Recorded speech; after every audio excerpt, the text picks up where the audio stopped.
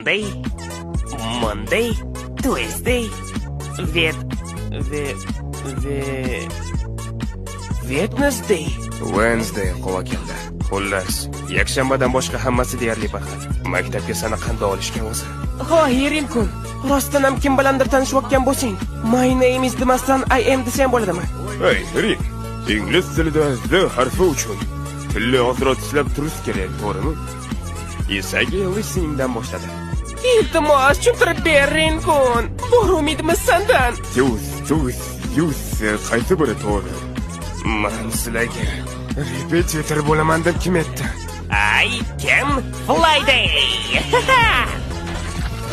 Men jonimga tegding. Hali bu yerda uzoq o'tiramanman. Hamma his qildilaring. Ishonchim komil, bu darsda bizga ancha qo'l keladi. Yaramas. I'm sorry, chin dildan sorry, qo'llarim bilan ham sorry.